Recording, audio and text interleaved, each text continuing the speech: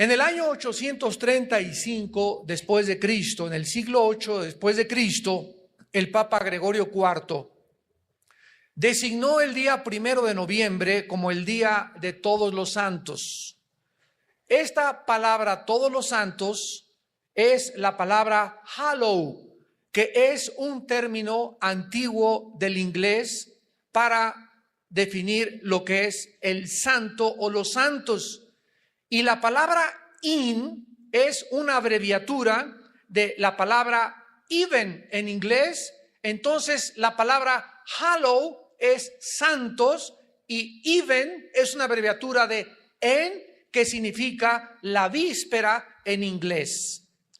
Entonces la palabra Halloween significa la víspera de todos los santos. La tarde anterior a este día, el 31 de octubre, que era conocido precisamente como la tarde de todos los santos, de ahí se derivó el nombre de Halloween. Mucho antes de que la Iglesia romana le diera este nombre a este día de todos los santos, donde se celebraba o donde se sigue celebrando las almas de los muertos que viven en pena, por lo cual se va a los panteones el 1 y el 2 de noviembre, seguidos del Halloween, para llevarles regalos a las almas de los muertos que están en pena y que si no se las llevan, estos muertos se van a vengar de los vivos. En la historia de la Iglesia, el Halloween tuvo lugar como un día especial celebrado por los antiguos sacerdotes druidas, quienes fueron la clase sacerdotal de un grupo de personas arias que emigraron del Asia a Francia y a Inglaterra, llamados en la historia los celtas.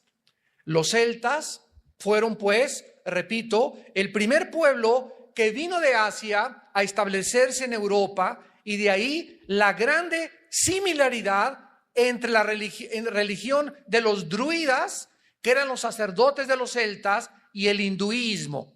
Vamos en esta noche a comenzar a ligar cabos y a unir los eslabones para que podamos tener un cuadro perfecto y exacto, porque todas las ideas, todas las fiestas, todas las filosofías tienen forzosamente que tener una raíz.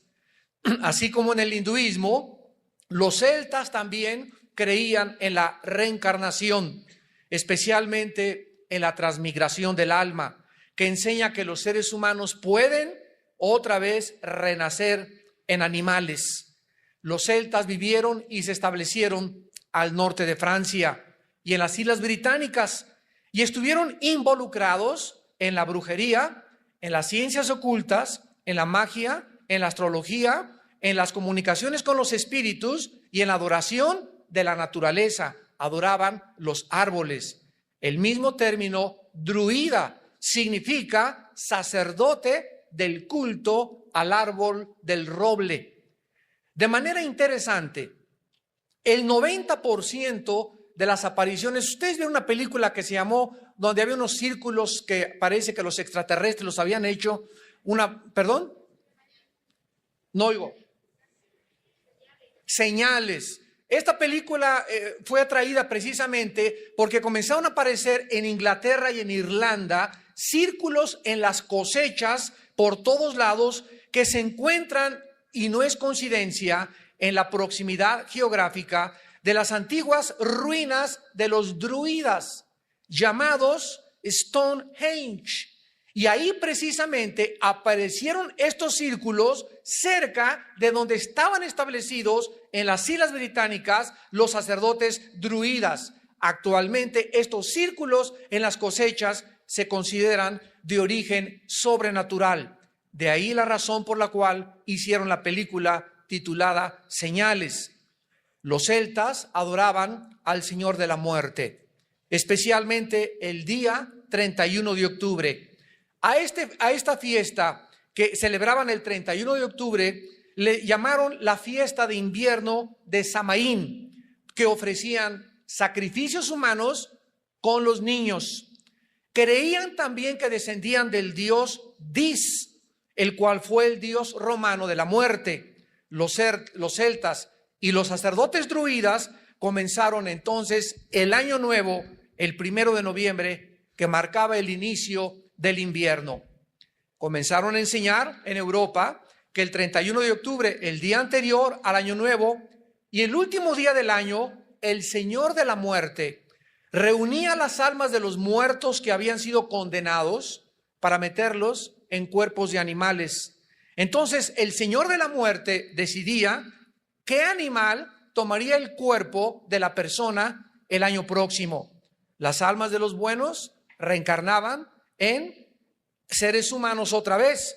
Las almas de los condenados reencarnaban en animales. Los druidas creían que el castigo de los muertos que habían sido malos podía aliviarse con el purgatorio, con oraciones a los muertos, con sacrificios o con regalos al Señor de la muerte. Muchos festivales alrededor del mundo comenzaron a contagiarse, y no es coincidencia que los hindúes tengan su noche que les llaman el Holi. Los indios cherokeos celebran su fiesta de muertos cada 12 años, y en México tenemos el 2 de noviembre como el Día de los Muertos, donde la gente va a los panteones a llevarle a sus difuntos comida, regalos, dulces, calaveritas y diversos regalos. Una vez yo le preguntaba a una señora que cuál era la razón por la cual le llevaba flores a sus muertos al panteón, y otra señora le llevaba una olla de mole. Entonces esta señora llegaba al panteón con su ramo de flores grandísimo y se encontró a la India María ahí en el panteón con la olla de mole, y le dice la señora Richelieu a la India María: India bruta, ¿quién crees que se va a comer ese mole? Y le contesta a la India María: sus muertitos cuando vengan a recoger sus flores. Entonces, tanto los que le llevan comida a los muertos como los que le llevan flores a los muertos, las dos tipos de seres humanos están actuando simplemente en ignorancia. Porque las flores se van a marchitar, el muertito no está ahí, ni tampoco el alma del difunto está ahí, ni tampoco se van a comer la comida. Entonces, todas estas costumbres paganas tienen una raíz y se ha convertido, repito, en muchos países como una festividad o como parte de nuestra propia cultura. Sin embargo, cuando un ser humano viene a la conversión, cuando un ser humano se convierte como niño, cuando un ser humano se convierte a Jesucristo, Jesucristo entra a nuestra vida mediante el Espíritu Santo con un propósito específico después de pagar por nuestros pecados. Y el propósito es guiarnos a toda la verdad. Y Jesús dijo: cuando vosotros conocieseis la verdad os hará libres. Los cristianos, pues, tenemos la revelación de Dios en las Sagradas Escrituras acerca de las cosas que debemos de practicar, las cosas que debemos de sacar de nuestra vida, aunque nuestros queridos papás y abuelitos nos hayan enseñado, no necesariamente significa que las costumbres de mi padre que me fueron transmitidas a mí o de mis abuelos hayan sido aceptables y agradables a los ojos de nuestro Padre Celestial. Ahora, lo más importante para nosotros es buscar qué cosa le agrada a nuestro Padre Celestial, y si alguna cosa que me fue transmitida, alguna filosofía, alguna ideología, alguna parte de mis festivales que celebramos en cualquier país van en contra de las enseñanzas de mi Padre Celestial, yo debo decidir a qué amo quiero obedecer. ¿Qué con los disfraces de Halloween relacionados con el paganismo? Puesto que el Halloween, como estamos descubriendo, tiene su origen en el paganismo y en la brujería de los celtas, es lógico que podamos nosotros descubrir detrás de los disfraces del Halloween. ¿De qué los disfrazan a los niños? Los disfrazan de brujos, los disfrazan de brujas, con escobas, con arañas, con máscaras de monstruos, etcétera, etcétera. ¿Por qué? Porque esto era lo que los chamanes o los brujos hacían, se metían en pieles de animales para tratar de reencarnar en ese animal y manifestarse a través de un ratón, un murciélago o una bruja, la vida que ellos habían perdido en las almas errantes y las cuales podrían ser sacadas del purgatorio para que pudieran ellas descansar eternamente. El Halloween no fue practicado en la historia americana, ni tampoco es una fiesta americana. Comenzó a ser celebrado hasta fines del siglo XX, a principios del siglo XX, y fue iniciado como una fiesta en Irlanda del Norte. En Irlanda del Norte, hasta que miles de irlandeses emigraron a los Estados Unidos de Norteamérica y trajeron la tradición de la fiesta del Halloween a Estados Unidos. Hasta cierto grado, pues, el Halloween es moderno, es una festividad irlandesa con sus nexos antiguos en el festival de los sacerdotes druidas de los celtas. Irlanda es el único país en el mundo actualmente donde el Halloween es una fiesta nacional. Los disfraces y las máscaras del Halloween tienen su origen en los chamanes, en los brujos, los cuales, repito, cambiaban su personalidad al ponerse las máscaras para poder comunicarse con las máscaras con el mundo de los espíritus. El disfraz puede absorber, según los brujos, el poder del animal que lleva en el disfraz o el representado en la máscara. Así que el que se disfrazaba de brujo, un espíritu de brujería lo poseía. El que se disfrazaba de Frankenstein, Frankenstein lo poseía. El que se disfrazaba de duende o de murciélago, ese animal era el que poseía a esa persona. Así pues, los disfraces del Halloween tuvieron su origen con los sacerdotes druidas celtas que participaban en las ceremonias disfrazados con pieles y máscaras de diferentes animales para obtener la fuerza y el poder y el espíritu de ese animal. Pero nosotros hemos oído en el Halloween que llegan los niños y usan una palabra que se llama trick or treat. Y tocan las puertas de las casas y aquí dicen truco o treta. ¿De dónde viene ese trick or treat en inglés o truco o treta que todos los niños en el Halloween usan al tocar las puertas de las casas? Esta palabra significa o me regalas o te engaño. Estas palabras están relacionadas con la idea de que los fantasmas y las brujas se portaban mal en la noche del Halloween. Por ejemplo, si los vivos no daban comida o regalos a los espíritus, entonces los espíritus engañaban, de ahí viene la palabra trick, que significa engañar a los vivos y hacían que les sucedieran cosas malas. Los druidas creían que si los dioses o los espíritus no eran aplacados con comida o no se les regalaba comida, entonces buscarían venganza contra ellos. Entonces llegan los niños a las casas y dicen, o me das un regalo o te engaño. Fíjense nada más si nuestros hijos van a participar de esto. Y los niños, estoy seguro que la mayor parte de ellos, ni siquiera los papás saben qué significan esas palabras trick or treat.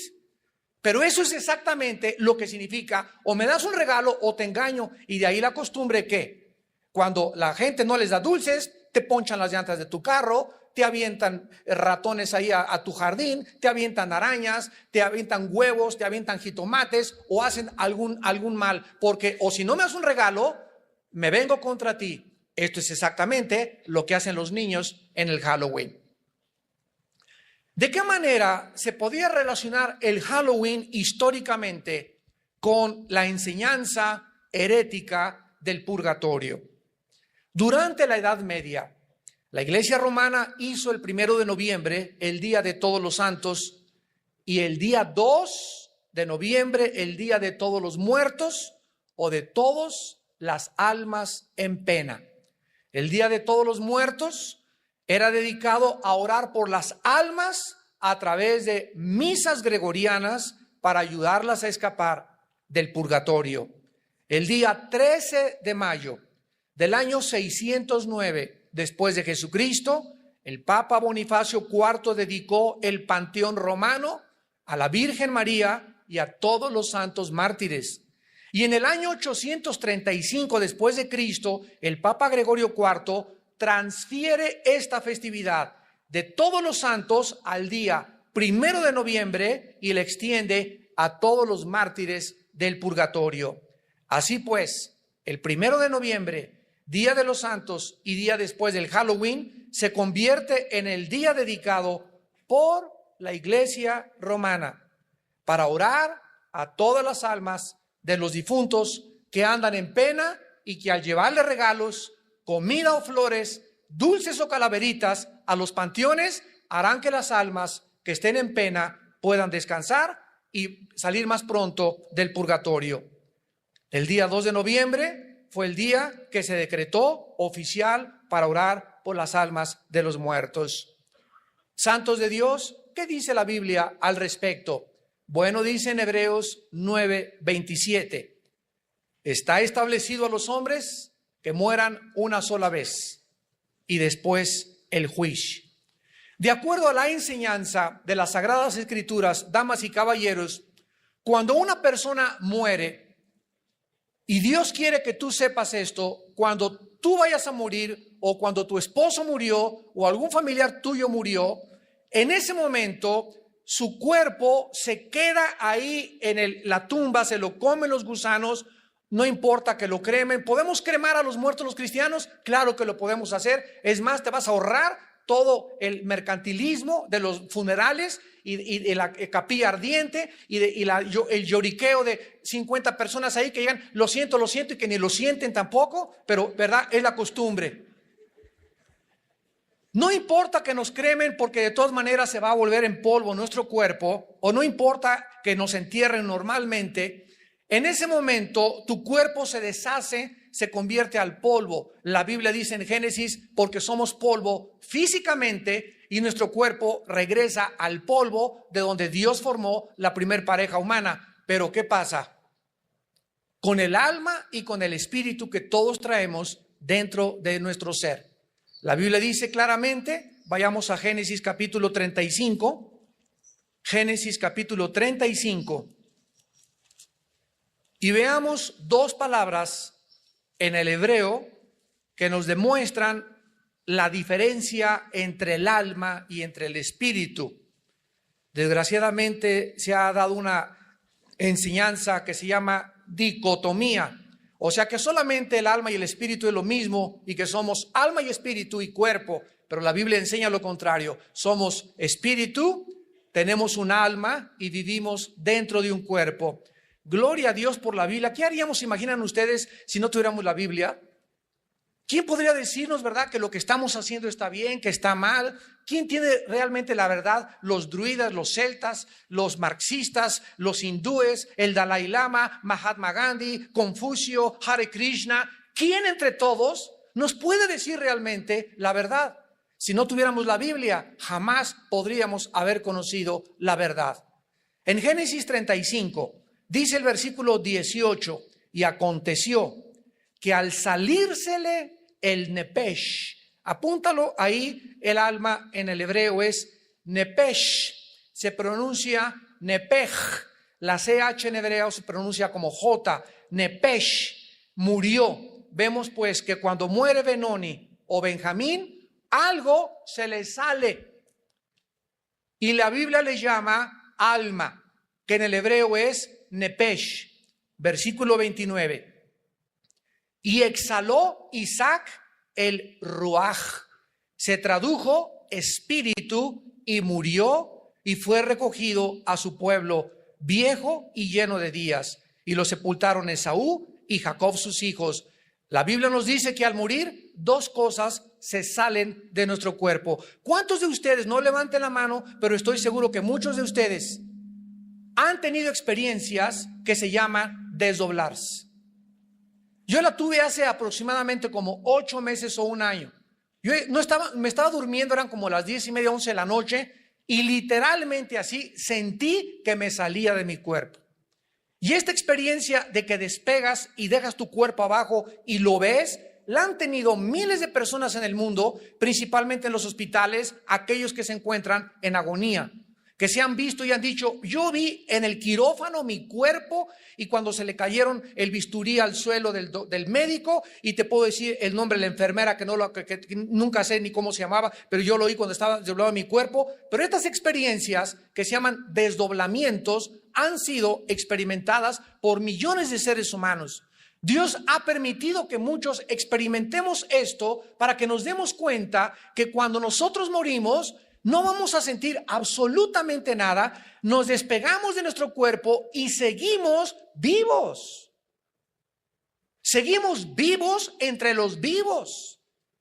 Pero el lugar de destino solamente es o hacia arriba o hacia abajo en el infierno. No existe tal cosa como un término neutral llamado el purgatorio, porque no está en la Biblia el purgatorio. Está establecido que muramos una sola vez e inmediatamente se dicta sentencia, o te vas al centro de la tierra donde se encuentra el infierno. Tu alma y tu espíritu se bajan al centro de la tierra, tu cuerpo se queda en la tumba y ahí te esperas en el infierno hasta que venga el día de la resurrección de los muertos. Capítulo 5 de San Juan, capítulo 11 y 1 Corintios capítulo 15. Acabando esta conferencia voy a hablar de eso, de la resurrección de los muertos y cómo será nuestro cuerpo en el otro servicio.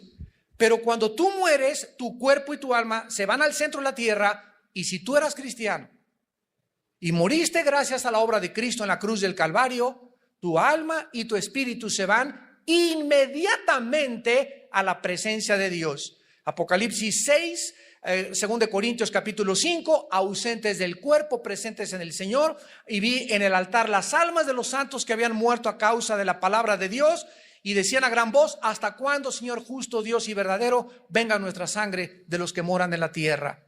La Biblia nos habla de las almas que están ya ahorita en la presencia de Dios, esperándonos y diciéndonos: apúrense. Nosotros aquí luchamos y la ambulancia y mete el electroshock y queremos que la gente se siga aquí en este mundo, ¿verdad? Por el instinto de sobrevivencia que tenemos. Pero la Biblia nos revela en Filipenses 1 que para los cristianos el morir es ganancia. Yo recuerdo cuando tuve esta experiencia que me estaba desdoblando, en ese momento no piensas que la renta, que el acreedor, que la letra del coche, que los cabritos que hay en la iglesia, los lobos que hay en la iglesia, que los problemas del mundo, que los partidos políticos. En ese momento se acabó todo, absolutamente todo. Ningún problema familiar, ningún lloriqueo, nada absolutamente, y solo queda enfrentarte delante del Creador de los espíritus como tu juez o como tu Salvador. Ya no hay ninguna oportunidad en el momento que morimos. Está establecido que muramos una sola vez. No hay reencarnación. La Biblia contradice toda esta enseñanza de las filosofías orientales. ¿Saben ustedes que los budistas no le oran a Buda? El Dalai Lama tampoco le ora a Buda, porque ellos no creen ni en el pecado, ni en el infierno, ni en el cielo, ni en la vida después de la vida. Creen que ahí acaba todo. Por eso el budismo y el Dalai Lama son ateos. Es una religión atea increíble. No creen en ningún Dios, ni en la vida después de esta vida. Así que no le tienen a quién rezar los budistas. Solamente hacen invocaciones y cantos para atraer espíritus. Pero estas enseñanzas son importantes porque la Biblia nos revela que no hay después de la muerte otra oportunidad. Aunque te recen 50 rosarios, nadie te saca del pozo del infierno, ni nadie te baja del cielo tampoco.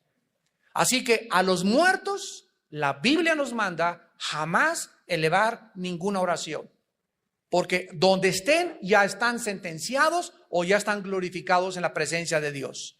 Así que no se nos manda, ni existen en la Biblia, oraciones para los muertos. Ahora, ¿qué relación existe tan profunda entre el Halloween y la brujería y las ciencias ocultas? Aun cuando el Halloween se practica y se enseña actualmente, y vean ustedes cómo se practica, es increíble esto, por los niños. Y con una inocencia, ¿verdad? En las escuelas, ahí donde vivimos nosotros, ahí en Toluca, ¿verdad? En todas las puertas de las casas ya hay telarañas, hay brujas, ahí está tu madrina, ahí está, bueno, ahí están, qué barbaridad, ¿verdad? La Biblia nos revela lo que realmente está detrás de todo esto. Es algo mucho más serio que lo que la gente comúnmente piensa y cree. La opinión de la gente es, ay, qué exagerados. ¡Ay, qué fanáticos! Sin embargo, te expresas de esta manera porque no tienes la luz todavía de Jesucristo. Pero cuando te resplandezca la luz del Evangelio en tu corazón, vas a comenzar a distinguir entre la luz y entre las tinieblas. Porque Dios no quiere que le llamemos a las tinieblas luz cuando son tinieblas. Es increíble la cantidad de supersticiones y prácticas ocultistas involucradas en la fiesta del Halloween, como encantamientos, disfraces de animales, monstruos, brujas, arañas, murciélagos, diablos, telarañas, todo lo relacionado con el mundo de Satanás en la Biblia. Halloween también es el día en que muchos niños practican la tabla Ouija para intentar entrar en contacto con los espíritus y el más allá, y que algún espíritu les conteste sus preguntas. Sin embargo, la tabla Ouija, niños que me escuchan, jóvenes, no es ningún pasatiempo inocente, porque puede llevarlos a consecuencias demasiado serias como enfermedades mentales o posesiones demoníacas. Por ejemplo, en la ciudad de Nueva Orleans, el Halloween se practica juntamente con el vudú, que es la brujería que se nació en Haití, donde los brujos toman un mono o un muñeco y le clavan alfileres. Y si alguna persona llega al brujo del vudú y le dice, quiero que me mates a Pancho Pantera, agarran un muñequito, le clavan los alfileres y entonces dicen, Pancho Pantera, estás bajo maldición. En ese momento, la Biblia nos dice que se ponen en acción movimientos y fuerzas demoníacas reales. Claro que hay brujos charlatanes y hay brujos de veras. La brujería verdadera es real y hay personas que están bajo la influencia de Satanás y de los demonios. Y estos demonios, en ese momento, cuando se le clavan los alfileres al muñeco, salen disparados los demonios y se van contra esa persona, aunque viva en Canadá, aunque viva te pone a hacer brujería desde otro continente, van y matan a la persona. Si la persona a la que se le hizo la brujería vive en pecado y lejos de Dios. ¿Se acuerdan ustedes cuando Balaam en el libro de los Números quiso hacerle brujería al pueblo de Israel? Que le dijo Balac, el rey, maldice al pueblo de Israel. Y le dijo Balaam, no puedo porque están bajo la bendición de Dios, porque el Señor es nuestro refugio, nuestro pronto auxilio en las tribulaciones, Él es nuestro escudo. Pero,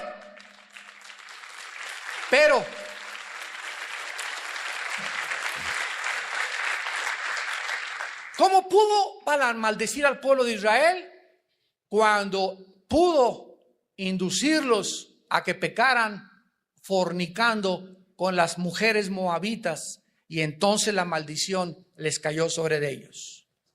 Qué grande enseñanza para nosotros. Te aplaudimos, Padre, porque eres nuestro escudo, pero Dios nos dice, pero recuerda que si te apartas de mí, pierdes mi protección. Ese es lo terrible, la tragedia de vivir en pecado. El ángel de Jehová acampa alrededor de los que le temen. Salmo 34, y los protege. El que habita al abrigo del Altísimo, el que está cerca de Dios, el que se cobija debajo de Dios, morará bajo su protección, morará bajo su sombra, solo si vives cerca de Dios. Muchos grupos satánicos consideran el Halloween su noche especial, porque según ellos es el único, dijo Antoine Lavey, el sacerdote de la iglesia satánica en San Francisco, California, dijo estas palabras: el Halloween, la noche del Halloween, es el único día del año en el cual el diablo me escucha y le invocamos para pedirle ayuda. El satanismo y la brujería van de la mano, y no es de extrañarse también que el día del Halloween sea el día en que se busca sacrificar a los niños. Vamos a analizar el Halloween ya ahora desde el punto de vista de la Biblia, habiendo escuchado su historia y sus relaciones, y vamos a tratar de comenzar a contestar como cristianos sinceramente las siguientes preguntas. ¿Podemos los cristianos participar con fiestas que sabemos que están relacionadas con el ocultismo y la brujería y creer que no vamos a ser afectados de alguna manera? ¿Crees que es inocente realmente y que no vas a ser afectados? Recuerden algo importante.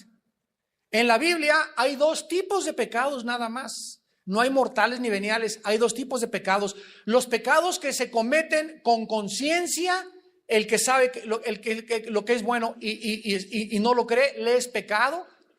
Los que se cometen con conciencia, con responsabilidad, que yo sé lo que estoy haciendo. Y el otro tipo de pecado en la Biblia se le llama en el libro de los Números, lo vamos a examinar después, en Números 15, el pecado por yerro. El que comete la persona sin una actitud de rebelión, ni deliberada, ni desafiando a Dios, sino que lo comete porque no sabe lo que estaba haciendo. Así que todos ustedes que están en esta mañana escuchando este mensaje, y los que nos ven por la televisión, ya no tienen excusa de celebrar Halloween. Tal vez lo celebraste algún año en tu ignorancia, tal vez yo en mi ignorancia, pero una vez que estamos conscientes de lo que Dios dice, esto es bueno y esto es malo, en ese momento Dios nos hace culpables.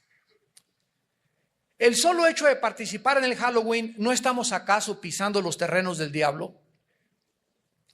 Históricamente, ¿no es acaso esta fecha la que han escogido los poderes de las tinieblas a través de los sacerdotes druidas, religiones paganas, el satanismo y la brujería? Si nuestra meta es glorificar a Dios, creemos que podemos glorificarle participando de esta festividad pagana, idólatra y satánica. La Biblia nos enseña en 1 Corintios capítulo 10 que detrás de cualquier festival pagano se encuentran criaturas espirituales llamadas demonios, actuando poderosamente para afectar nuestra conducta y diario vivir. Dice 1 Corintios 10 del 20 al 23. 1 Corintios 10 del 20 al 23. Antes digo que lo que los gentiles sacrifican a los demonios, lo sacrifican y no a Dios. Lo que los gentiles sacrifican, a los demonios lo sacrifican y no a Dios. Y no quiero que vosotros os hagáis partícipes con los demonios. No podéis beber la copa del Señor y la copa de los demonios. No podéis participar de la mesa del Señor y de la mesa de los demonios. ¿O provocaremos a celos al Señor? ¿Somos más fuertes que Él? Todo cristiano tiene que enfrentar una ocasión en su vida en la que hemos decidido seguir a Cristo y nos van a venir las tentaciones. Ahí está tu cuñada, tu suegra, tus primos, tus hermanos, amistades que nos van a tratar de jalar a las cosas que ellos hacían. Quiero que seas la madrina de ramos de mi hijita que va a hacer su primera comunión.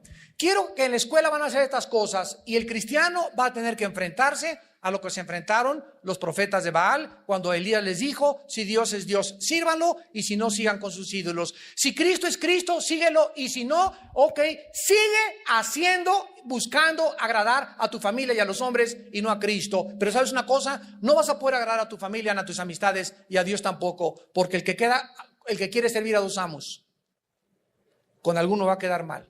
Y tú vas a tener que decidir ya saber que se paga un precio por seguir a Jesús.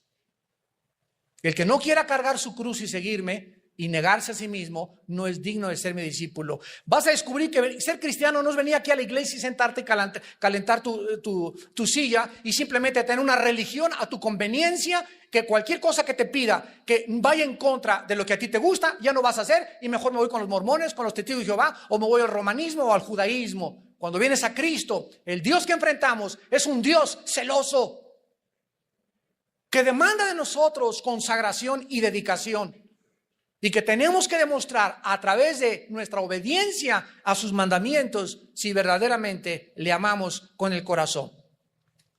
En el libro de Deuteronomio capítulo 18. Deuteronomio capítulo 18, versículo del 10 al 12. Se nos da una lista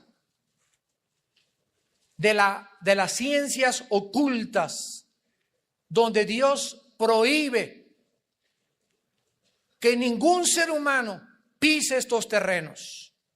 Deuteronomio 18, del 10 al 12. No se ha hallado en ti quien haga pasar a su hijo o a su hija por el fuego, ni quien practique adivinación, ni agorero.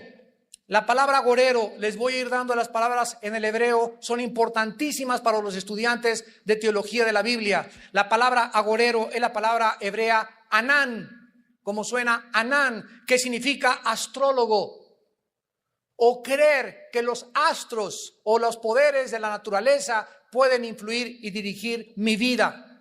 No se ha hallado en ti, dice Dios, quien traiga ahí colgando en el cuello Géminis, Piscis, Virgo, Tauro, Leo, porque son símbolos de la astrología, y la astrología es condenada por Dios como algo que pertenece a las ciencias del ocultismo. Y no la confundas con la astronomía, no confundas la gimnasia con la magnesia.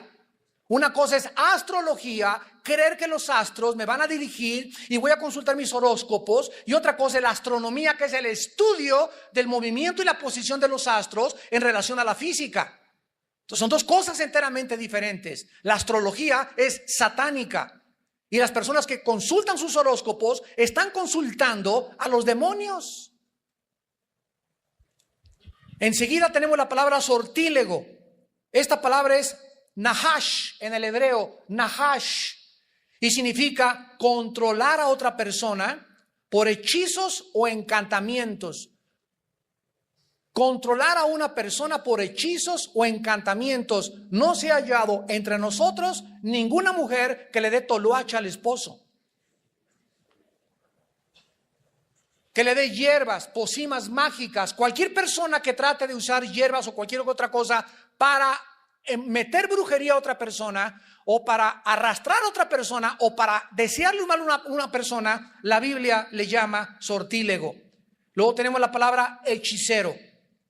La palabra hechicero es la palabra hebrea kashab, con K. K-A-S-H-A-P de papá, kashab. Y significa murmurar cantos mágicos para atraer espíritus.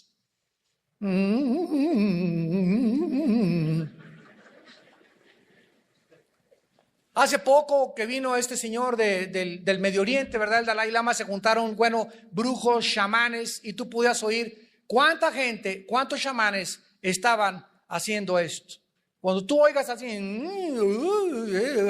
ese Hare Krishna, chamanes, brujos, etcétera, etcétera, están invocando a través de la murmuración o de los cantos mágicos, invocando y llamando a los demonios.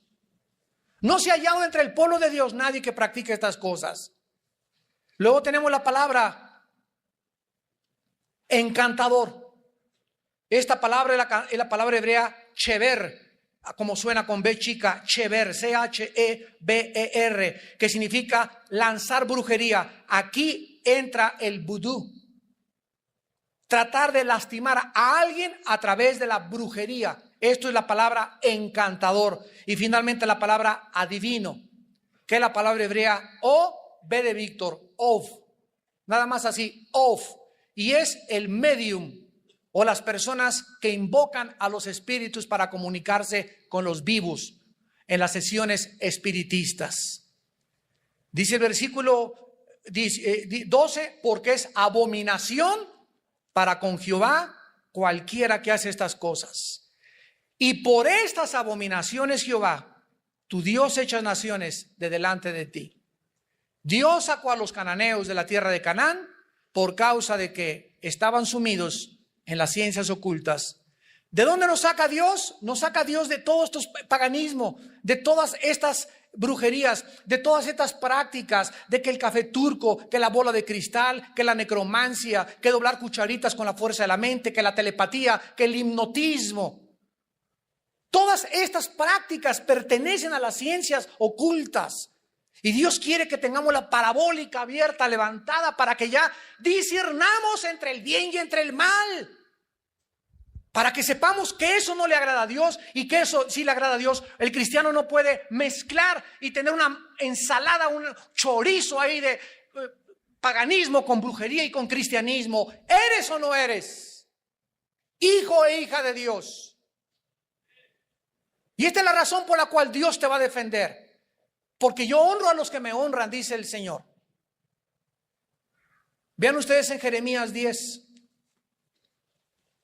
Versículo 2, Jeremías 10, versículo 2, así dijo Jehová: no aprendáis el camino de las naciones, ni de las señales del cielo tengáis temor, aunque las naciones las teman. En la tercera carta de Juan, antes de Apocalipsis, el apóstol dice en el versículo 11, amados, no imitéis lo malo, sino lo bueno. ¿No es la participación del Halloween una imitación? ¿No es seguir esta fiesta, participar, como dice el dicho, tanto peca el que mata la vaca como el que estira la pata? ¿No es tu pura presencia y ahí, voy a disfrazar a mi hijo de brujilla? Y al otro chiquito con cara de murciélago. Y a la otra le pega una telaraña en la espalda. Y en la escuela ahorita, ya en la mayor parte de las escuelas, nos están pidiendo que mandemos a nuestros hijos y que celebremos esta fiesta. Y nosotros como ustedes tenemos que llegar y saber una cosa. En primer lugar, legalmente no se nos puede obligar a eso, porque no forma parte oficial del programa de educación pública. En segundo lugar, tienes tú que ir a tu escuela o de plano no mandar a tus hijos ese día o hablar con los maestros. Somos cristianos y no creemos en la fiesta del Halloween, para que no entres. Y déjale esta conferencia que estamos, y le regalo esto para que la oiga bien el día del Halloween.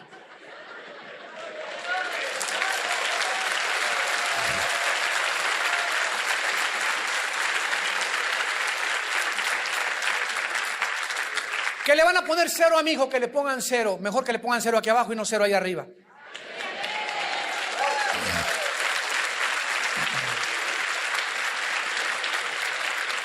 En el libro de los Efesios, capítulo 5, le estoy dando muchas armas, amados santos.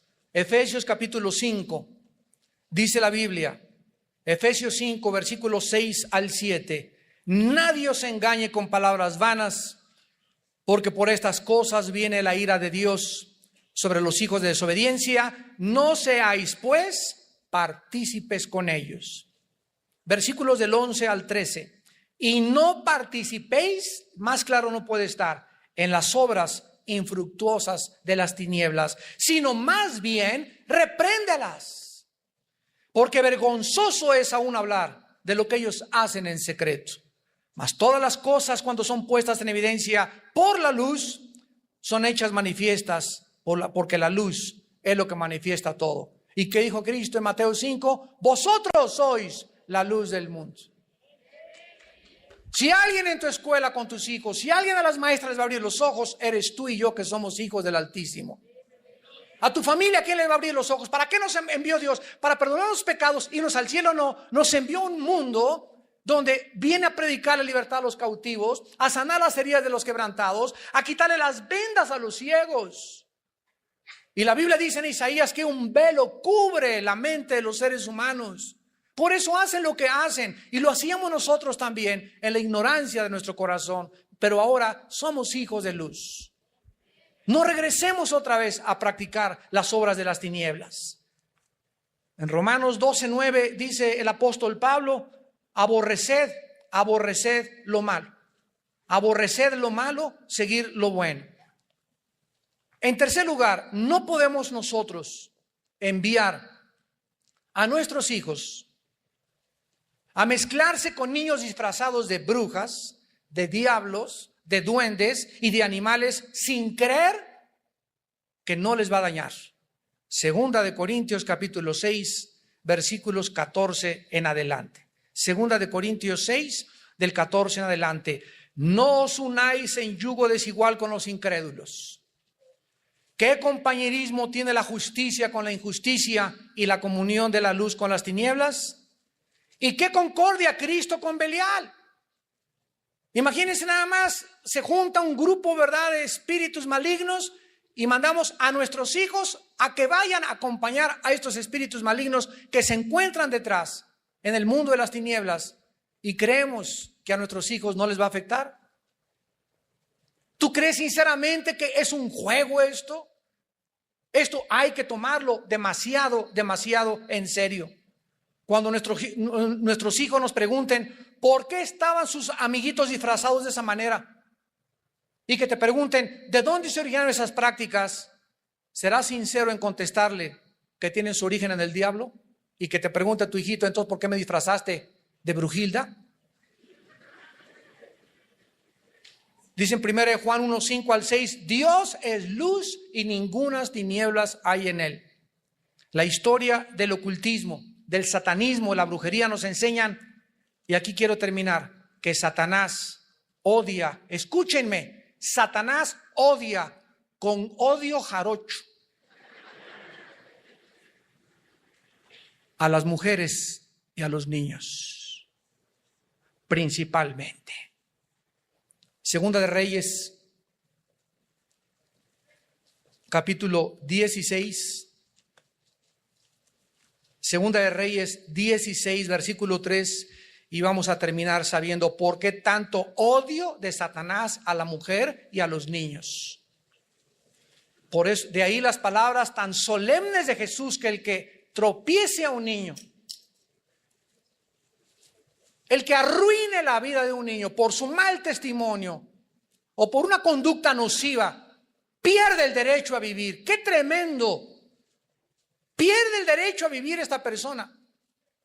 O sea que es algo terrible a los ojos de Dios. En 2 de Reyes 16, versículo 3, dice la Biblia: antes anduvo en el camino de los reyes de Israel e hizo pasar por fuego a su hijo, según las prácticas abominables de las naciones que Jehová echó de delante de los hijos de Israel. Ya en toda la antigüedad, ¿quién era el foco de los sacrificios? Los niños. ¿Quién es el foco de las misas satánicas, de los sacrificios? Los niños.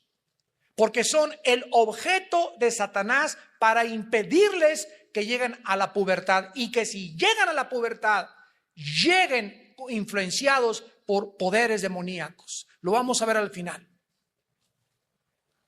En 2 de Reyes 17, versículo 17, e hicieron pasar a sus hijos y a sus hijas por fuego, y se dieron a adivinación y agüeros, y se entregaron a hacer lo malo ante los ojos de Jehová, provocándolo a ira. Versículo 31 al 33 del mismo capítulo.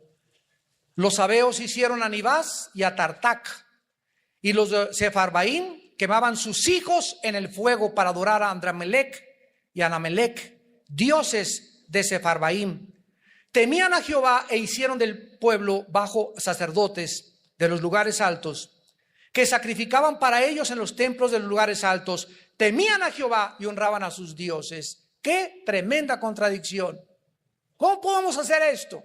Señor, soy cristiano y al mismo tiempo estoy sirviendo a los dioses del mundo, a los dioses de la brujería, a los dioses del ocultismo. No podemos, repito, servir a dos amos. Temían a Jehová y honraban a sus dioses según la costumbre de las naciones de donde habían sido trasladados. Al contrario, hemos leído en Mateo 18 que Jesús recibió una pregunta: Maestro, ¿quién es el mayor en el reino de los cielos? A ver, ven para acá, Pepito. Y trajo aquí y lo puso en medio de todos los que estaban ahí. Y Jesús dijo: si no os volvéis y os hacéis como este niño, no entras allá arriba. Y si no se humillan como este niño, no entran al reino de los cielos. Y cualquiera que tropiece a un niño,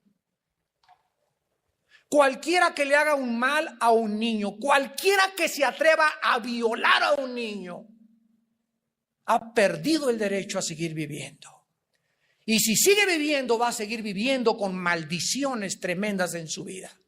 Todo le saldrá mal en su vida y nunca disfrutará absolutamente nada. ¿Qué crees que Jesús piensa acerca del Halloween? ¿Le gustaría ver a Jesús, a tus hijos, vestidos de brujas, de murciélagos, de duendes, con arañas atrás? ¿Lo consideraría Jesús? Ay, es algo inocente. Vamos a ver las 8 conclusiones a las que vamos a terminar. Número 1, Halloween es el día más sagrado para la brujería y para las formas del ocultismo. Número 2, es el día especial para la invocación de Satanás, por lo que es especial para los satanistas. Número 3, es el día en que se ofrecen más sacrificios de niños en el mundo. Número 4, promueve la brujería y el ocultismo entre los niños. Número 5, es el día especial para consultar la tabla de la Ouija. Número 6, ayuda a apoyar filosofías paganas como la reencarnación, el animismo, el chamanismo y el druismo. Número 7, promueve el interés y las creencias en el espiritismo, en los mediums, en los fantasmas y en la brujería. Y número 8 y final, la intención satánica es introducir a los niños a pisar los terrenos del ocultismo para iniciarlos en la brujería. De ahí la palabra de ET, el extraterrestre, Harry Potter, Halloween, los Power Rangers, Pokémon y últimamente los jueguitos del Yu-Gi-Oh! Cuidado con esas tarjetas del Yu-Gi-Oh! Que son totalmente satánicas. Y de ahí la cantidad de monstruos que están en los, que Resident Evil, que por aquí, por allá, que el joven cazador de monstruos, y los niños van y ya ni se espantan, ya ni se asustan. Yo con Frankenstein hace 20 años no pude dormir 3 noches. Y ahora parece Pinocho comparado con los monstruos que hay Frankenstein. Pero todo es sutil, sutil, sutil, sutil. ¿Por qué? Porque no es de sorprenderse, 2 Corintios 11, porque Satanás se disfraza como ángel de luz. A ver, pensemos en esto. ¿Por qué Satanás? La palabra disfrazarse significa cambiar de forma o de apariencia. ¿Por qué Satanás, para presentarse delante de nosotros, tiene que cambiar su forma? Porque lo podríamos descubrir. Entonces, él tiene que presentarse ante nosotros como Jingle Bell, ¿verdad? Santa Claus y Halloween, brujeritas. Ay, no estás exagerado, es un duende. Mira qué linda se ve de brujita la niña disfrazada, etcétera, etcétera. Se tiene forzosamente que cubrir con este disfraz de inocencia. Es inocente, pues no tiene nada de inocente a los ojos de la Biblia. Porque así es como Satanás se presenta ante la gente, con cara de verdad, de peloncito, y aquí vengo, ¿verdad?, de la India a decirles que la paz y que por aquí y por allá, toma tu paz.